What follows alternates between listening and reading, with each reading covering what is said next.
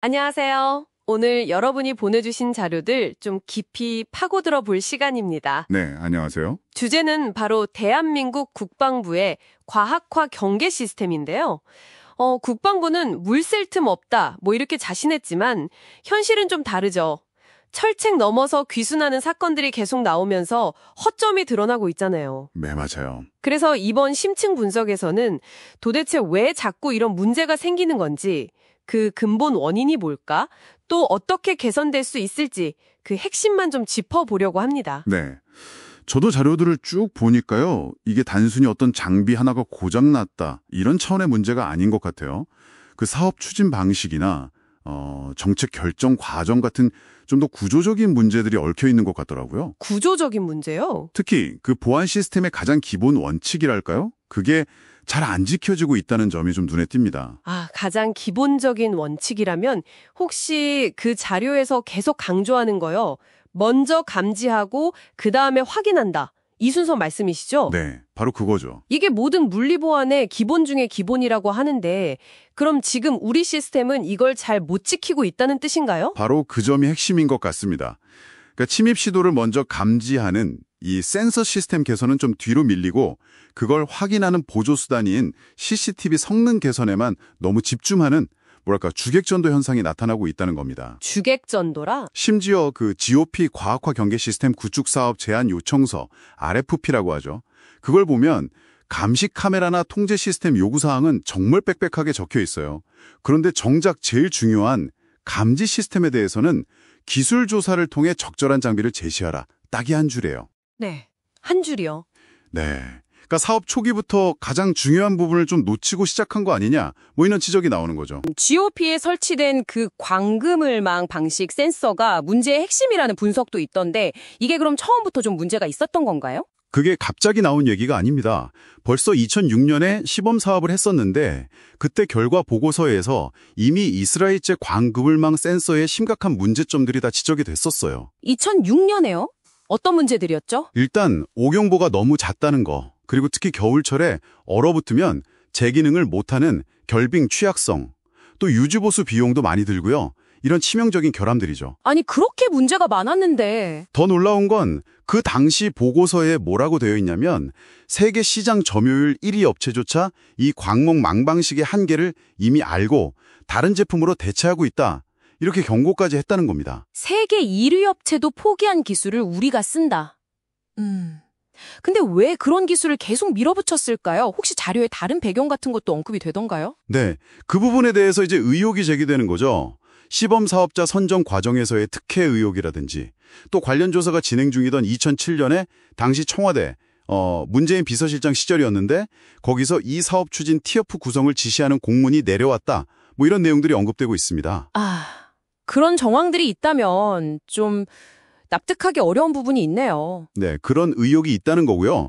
어쨌든 이렇게 오경보가 자꾸 울리면 현장에서는 결국 양치기 소년 효과가 나타날 수밖에 없어요. 양치기 소년 효과요? 네, 미국의 그 보안 전문가 단체 ASIS라고 있거든요. 거기서 이미 1992년에 경고를 했어요. 오경보가 너무 잦으면 결국 경계병들이 아예 경보를 무시하거나 심지어 센서를 꺼버릴 수도 있다고요. 그게 실제 우리 경계 실패 사례에서 나타난 모습하고 똑같네요. 그렇죠. 현실이 된 거죠. 근데 이런 문제가 꼭 우리나라만의 문제는 아닌 것 같기도 해요. 자료 보니까 미국 국경 감시 시스템 사례도 좀 비슷하다면서요. 수조 원을 썼는데 실패했다고요. 네, 맞습니다. 미국 회계감사원 GAO 보고서를 보면요.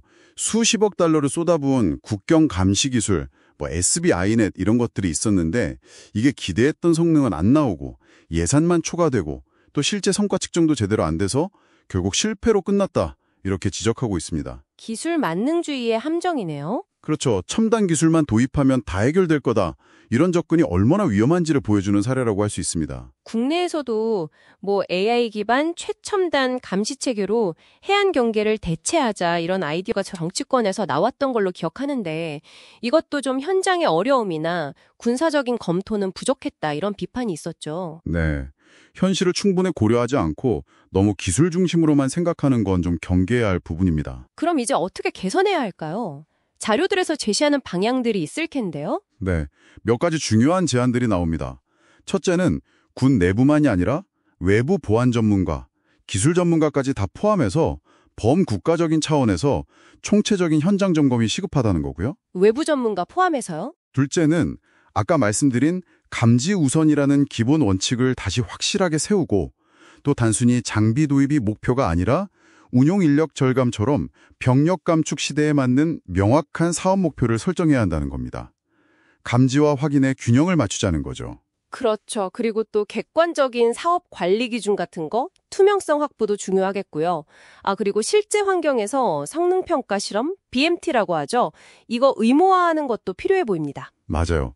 특히 군 주둔지 울타리처럼 지금은 평가가 좀 미흡한 곳들이 있는데 이런 것도 예외 없이 최소한 한 달 이상 실제 환경에서 철저하게 현장 평가를 거쳐야 한다는 지적이 있습니다. 정말 필요한 부분이네요. 그리고 마지막으로 이제 생각의 전환이 좀 필요하다는 건데요.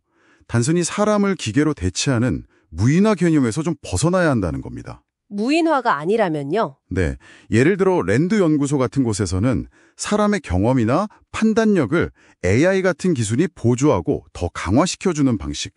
그러니까 인간-기계 협업, 휴먼 머신 티밍 모델로 가야 한다. 이렇게 제언하고 있거든요. 인간과 기계가 협력하는 방식이군요. 그렇죠. 아무리 기술이 뛰어나도 결국 최종적인 판단은 사람이 내리는 거니까요.